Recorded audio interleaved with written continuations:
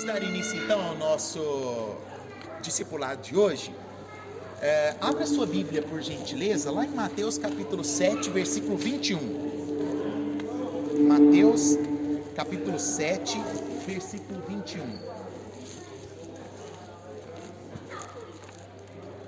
Nós estamos na nossa série, Perguntas complexas, simples respostas. Nós estamos respondendo algumas perguntas complexas. E hoje nós vamos para a quinta pergunta, que é a pergunta: posso saber se sou salvo? Pergunta para a pessoa que está aí do seu lado: e aí, posso saber se sou salvo? Nós vamos tentar responder essa pergunta baseado no que nós temos aqui em Mateus capítulo 7, versículo 21. Deixa eu abrir a minha Bíblia aqui para que nós possamos fazer essa leitura. Diz o seguinte, versículo 21 ao versículo 23. Nem todos que me chamam Senhor, Senhor entrarão no reino dos céus, mas apenas aqueles que de fato fazem a vontade de meu Pai que está no céu. No dia do juízo, muitos me dirão: Senhor, Senhor, não profetizamos em teu nome? Não expulsamos demônios em teu nome? E não realizamos muitos milagres em teu nome? Eu, porém, responderei: nunca os conheci. Afaste-se de mim, vocês que desobedecem à lei. Quem tem assim um friozinho na barriga quando lê esse texto? Dá Nossa, Jesus foi ácido aqui, Afasta de mim, nem conheço vocês. E o termo que Jesus usa aqui, que é a repetição, ele fala duas vezes, Senhor, Senhor. É um termo que quando aparece na Bíblia, esse tipo de repetição, traz o sinal não só de ênfase, mas de importância daquele momento. Torna-se um momento muito especial. Por exemplo, o chamado de Samuel, quando o Senhor aparece para Samuel. Como é que o Senhor, tá tudo escuro, Samuel está deitando para dormir, como que ele fala? Samuel, Samuel, duas vezes, Jesus na cruz, quando vai fazer a sua última oração, como que Jesus se refere a Deus? Eloi, Eloi, que significa Deus meu, por que me abandonaste? Lama sabachthani. Esse conceito de importância Jesus coloca exatamente aqui, que é o conceito de repetição, Senhor, Senhor, a gente estava junto contigo, e o Senhor vai virar e vai falar: não vos conheço. Quando nós olhamos para esse contexto aqui, nós precisamos ter em mente que a salvação, ela não vai ser para todos. Por que nós temos essa certeza? Porque Jesus está falando aqui, Jesus está mostrando que a salvação não é para todos.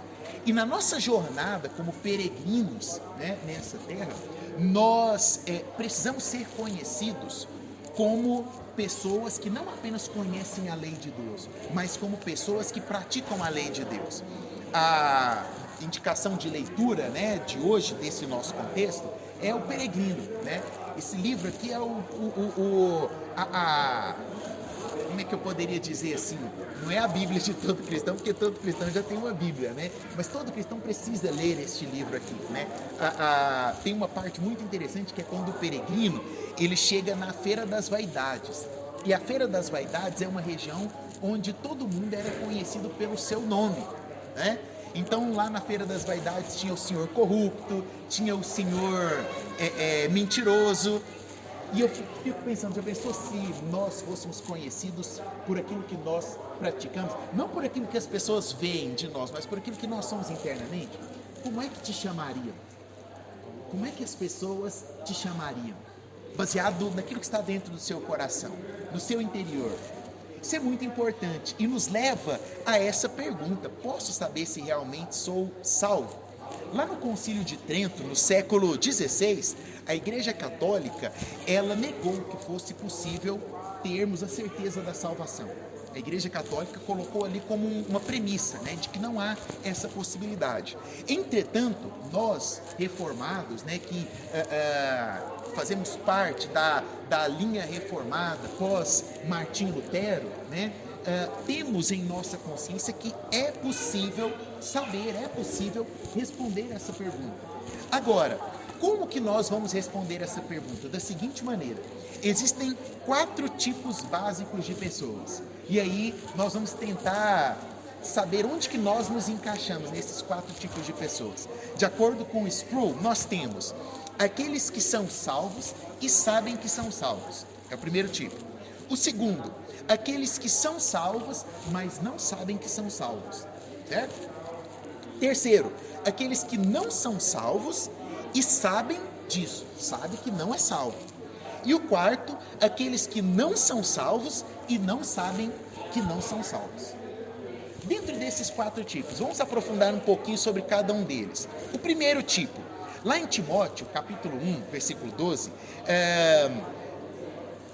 nós temos, né, um contexto sobre o fato de saber que eu sou salvo.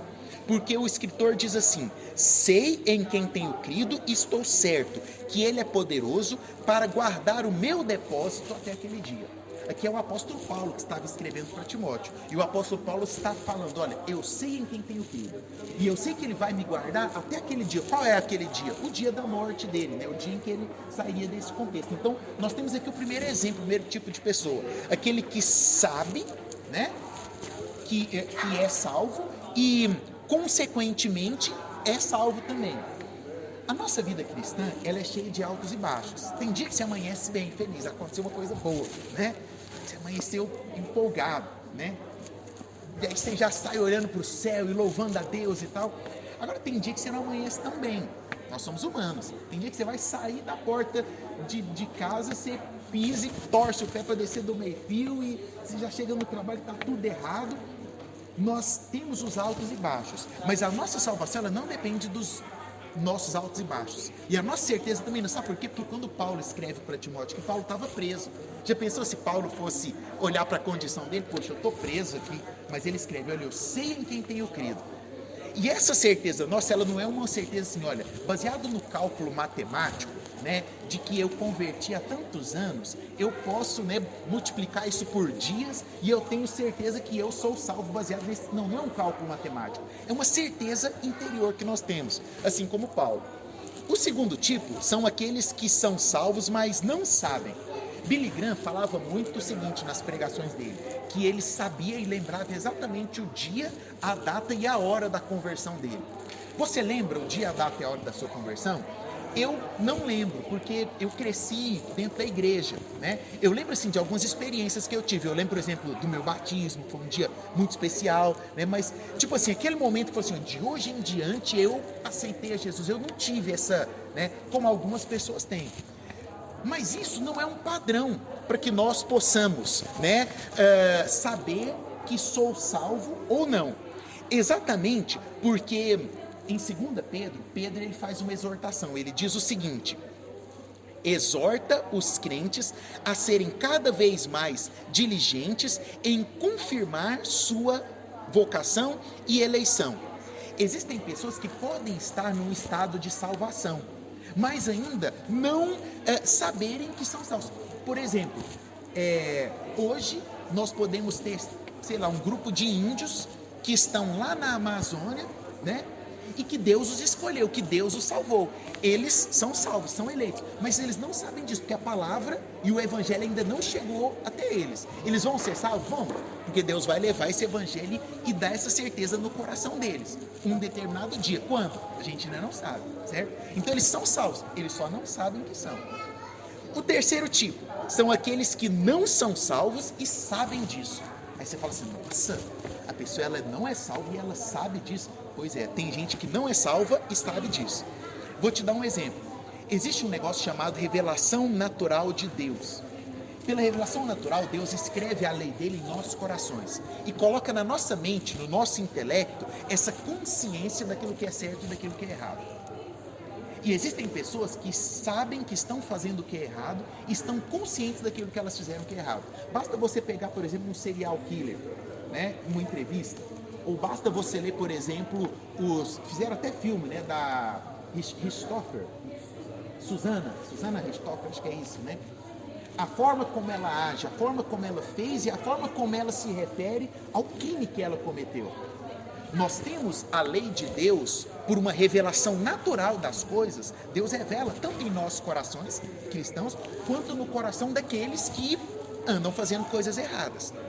E eles então sabem, e tem Romanos capítulo 1, Paulo fala muito sobre isso, mas tem um exemplo muito categórico disso. Lembra dos ladrões na cruz? 2 ladrões ao lado de Jesus.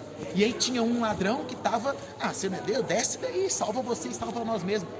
E aí o outro virou e falou o quê? Olha, nós cometemos erro, a gente precisaria estar aqui, ele não. Olha que interessante, aquele homem que era condenado, ele sabia da condenação dele. E aí o que eu acho mais espetacular disso aqui, sabe por quê? Porque tem pessoas que não são salvas e sabem disso, como aquele que estava condenando Jesus, mas aquele outro ladrão, ele é o tipo anterior, ele é aquele que era salvo, mas não sabia, e foi salvo na última hora. Ele era salvo, ele só precisava de um encontro com Jesus, e ele encontrou na última hora, mas ele encontrou.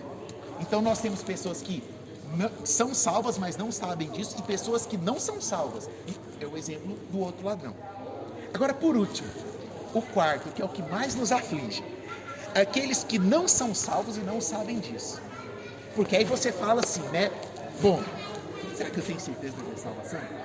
Ou será que eu não sou salvo e eu não sei que eu não sou salvo? Vai dar uma preocupaçãozinha, né? Porque se eu não sei que eu não sou salvo, eu tô achando que eu sou salvo, quando na verdade eu tô caminhando pro inferno.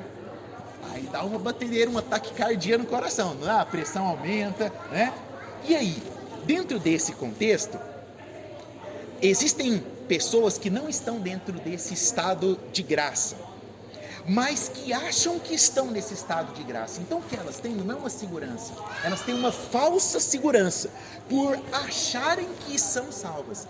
E são esse tipo de pessoa que Jesus estava se referindo quando ele falou: olha, vocês aí que estão achando que são salvos, vai chegar um dia onde vocês dirão: Senhor, Senhor, e eu direi: apartem-se de mim. Exatamente esse quarto tipo de pessoa que Jesus está se referindo aqui. E aí você fala assim: pois é, mas e eu, pastor? Será que eu estou tendo esse falso senso de segurança? Será que eu estou compreendendo as coisas de forma errada e eu estou achando que eu sou salvo quando eu não sou? Porque como que é possível uma pessoa achar que é salva quando ela não é? Pela compreensão errada do Evangelho. Existem pessoas que às vezes são ensinadas de forma errada ou aprendem de forma errada, e ela tem essa segurança de achar que sabe, mas quando na verdade ela está vivendo um erro teológico e conceitual. Quais são esses tipos de pessoas? Por exemplo, a pessoa que crê no universalismo. O universalismo é um erro. O que é o universalismo? Todo mundo vai ser salvo, não se preocupe. Jesus veio para salvar a todos. Segundo a teoria do universalismo, o inferno era para estar vazio. Concorda comigo? Mas o próprio Jesus falou de inferno. E eu vou te dar um dado estatístico. Sabe qual foi o pregador na história que mais falou de inferno? Não foi Jonathan Edwards, não foi João Calvino, não foi Martim Lutero, foi Jesus Cristo. Jesus foi o pregador que mais, uma das coisas que mais estava presente no discurso de Jesus, sabe o que era? O inferno. Por que Jesus falava isso? Porque ele estava mostrando para as pessoas exatamente sobre esse discurso aqui. Olha, não crê nessa teoria de que todo mundo está salvo. Pelo contrário, você precisa olhar para dentro de você e acreditar no universalismo é uma falácia. Segundo erro, o legalismo. O que é o legalismo? São aquelas pessoas que acham que por fazerem a obra legal estão salvas. Pessoas, por exemplo, que fazem caridade, né? Já viu as pessoas? Não, eu estou ajudando os pobres, já tenho a minha salvação. Pessoa que acha que dizima. Não, eu fui lá no culto daquele dia lá da semana e dei o meu dízimo, estou salvo. Errado, é um legalista, porque ele está achando que seguindo as leis ele vai obter a salvação dele. E aí a gente poderia até ir mais profundamente. Ele está achando que vai comprar a salvação dele, né? Lógico que ajudar aos pobres é uma virtude. João Calvino chamou isso de virtude cívica. Existe a virtude cívica. O que é a virtude cívica, né? É a nossa capacidade virtuosa de ajudar a quem precisa em determinado instante, né? E existem várias pessoas que fazem obras sociais maravilhosas, mas não é a virtude cívica que salva. Não é a virtude cívica que leva a pessoa para o céu. Exatamente aquilo que Jesus falou para o jovem rico. Lembra do jovem rico? né? Quando ele se aproxima, bom mestre, ele já chega, né? Bom mestre, o que farei para herdar a vida eterna? Aí Jesus já dá uma nele, por que me chama bom? Bom, só tem um que é Deus. Aí ele já fica, né? Mas Jesus vai esclarecer as coisas para ele. Jesus fala, olha, tem que obedecer às leis e tal. Ele fala, tudo isso já tenho feito. Só que aí Jesus dá a última coisa. Jesus fala, então vende tudo que você tem, dá aos pobres e me segue. Jesus não estava estabelecendo um conceito ali de que a gente precisa pegar o nosso dinheiro e dar para todo mundo. Não, não é. O conceito que Jesus estava observando era, qual é de fato o seu Deus? E o Deus daquele jovem rico era as riquezas. O legalismo dele não o levou para o céu. Por último, para a gente partir para o encerramento, o sacerdotalismo. Tem pessoas que acham que por cumprirem os sacramentos elas estão salvas. Tipo, batizei, estou salvo. Ninguém pode tirar a minha salvação. Eu batizei. Não, uma vez por mês eu tomo a ceia. Se eu estou tomando a ceia, não tem jeito de eu ficar fora do céu, não. A ceia é o carinho no meu passaporte, né? Não é. Ah, não. O dia que o pastor fez o apelo, eu levantei minha mão e fui lá na frente. O pastor chamou e eu fui lá na frente da igreja. Quando eu fui lá na frente, eu recebia... Não. Isso aí se chama sacerdotalismo. Sabe quem fazia muito isso? Os fariseus. É por isso que Jesus batia nos fariseus. Porque eles viviam baseados naquilo que era apenas lei, aquilo que se fazia apenas da boca para fora. E isso não é sinal de salvação. Bom, onde que está então o sinal de salvação? Como obter essa verdadeira segurança de que eu não estou vivendo uma falsa segurança, de que o que está dentro do meu coração é de fato verdadeiro? Primeira coisa que nós precisamos ter em mente é, existe uma grande diferença entre buscar a segurança da salvação e ser arrogante. Tem muita gente que vira para você e fala, eu dou o dízimo, vou para o céu. Sinal de pura arrogância. Ele não está buscando a verdadeira segurança da salvação, né? Não, eu ajudo os pobres, todo final de ano eu dou 300 cestas. Ele está fazendo aquilo para atrair o olhar para ele. Ele está querendo comprar a salvação dele. Nós precisamos estabelecer essa diferença. Não é uma arrogância de achar que nós temos, mas é a humildade em todos os dias buscar esta segurança. O que produz essa arrogância e essa falsa segurança? Uma má teologia. Quando se ouve pastores demais no YouTube que não têm uma doutrina correta, né? Quando não se preocupa em ler bons textos, literatura relevante, nós acabamos trilhando caminhos que são escorregadios. E essa má teologia nos gera em nosso coração essa falsa segurança. Pedro dá uma ordem apostólica lá em 2 Pedro capítulo 1, dos versículos 10 e 11. Ele fala, olha, vamos ler o que Pedro está falando aqui? Dá tempo. 2 Pedro capítulo 1, versículo 10.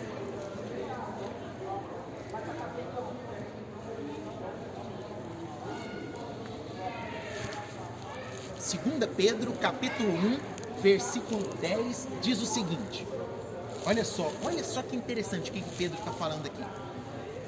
Por isso, irmãos, trabalhem ainda mais arduamente para mostrar que de fato estão entre os que foram chamados e escolhidos.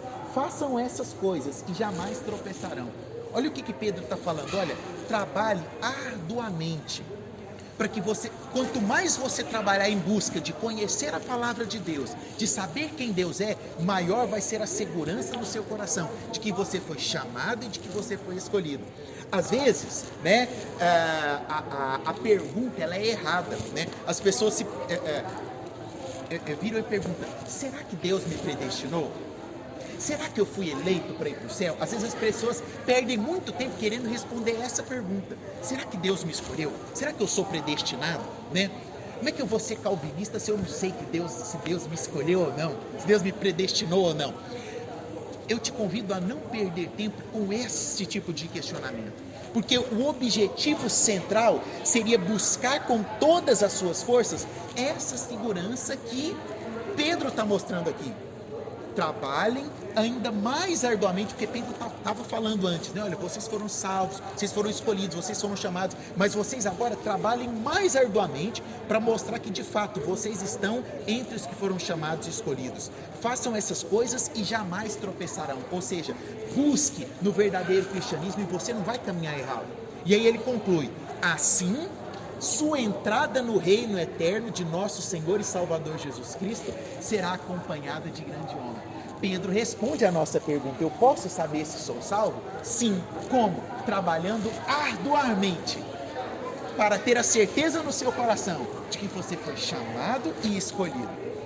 Por último, para terminar, Romanos capítulo 8, versículo 28, Paulo fala muito sobre isso, sobre essa chamada que o Evangelho tem e principalmente a chamada específica que Deus tem dentro do seu coração. E eu costumo dizer, geralmente quando alguém vem sentar comigo e me perguntar: pastor, eu estou preocupado, eu não sei se eu fui escolhido. Eu falo: olha, só de você estar preocupado e vir fazer essa pergunta já é um bom sinal. Porque se você está preocupado, é porque você vai buscar motivos para ser escolhido. Geralmente, se você não tivesse terminado, sou escolhido ou não? Não sei. Precisaria ligar o sinal de alerta, precisaria se preocupar. Por fim, lá em Romanos, Paulo fala: aqueles os quais conheceu, também chamou, os predestinou e os glorificou. O mesmo Deus que nos conheceu antes de até mesmo nos predestinar, é o Deus que um dia irá nos glorificar na glória. E aí eu gostaria de terminar com você fazendo um teste que Sproul fazia com os discípulos dele. Eu quero que você feche os seus olhos e eu vou fazer 3 perguntas para você. Baseado nessas 3 perguntas, você vai saber se você é salvo ou não. Feche seus olhos. Eu vou fazer as 3 perguntas e você vai responder dentro do seu coração. A primeira pergunta é: você consegue amar a Jesus perfeitamente, absolutamente e de forma inerrável?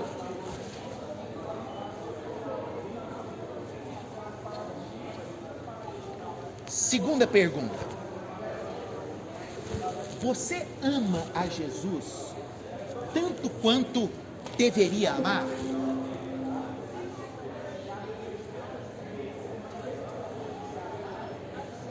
Terceira e última pergunta: você ama a Jesus em alguma medida?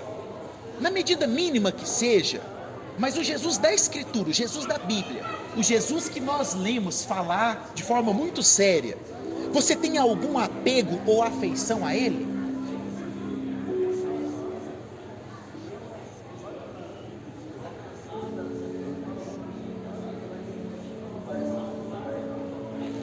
Pode abrir seus olhos. Eu tenho algo para te dizer. Se as suas 2 primeiras perguntas foram negativas, você até ficou meio preocupado, falou: nossa, será que eu vou responder não para tudo? Mas a sua terceira pergunta foi um sim generoso, tipo: eu tenho tentado, eu sei que eu não consigo amá-lo absolutamente, mas eu tenho alguma afeição por Cristo. Isso é resultado da obra do Espírito. Saber que somos filhos e não amar por completo, com certeza é quase que impossível amar a esse Deus por completo, mas saber que eu não consigo amá-lo por completo é obra da regeneração. E quando eu estou sendo regenerado, eu também estou sendo transformado como um peregrino em direção ao reino dos céus, que me espera de braços abertos, porque eu sou salvo e tenho certeza da minha salvação. Amém? Vamos orar? Fique de pé.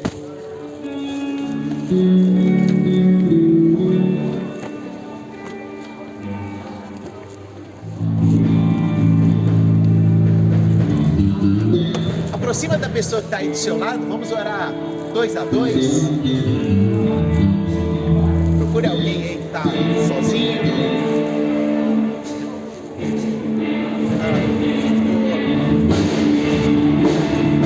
Vai lá para trás sozinha? Ótimo. Perfeito. 30 segundos para você orar pelo seu irmão e eu encerro.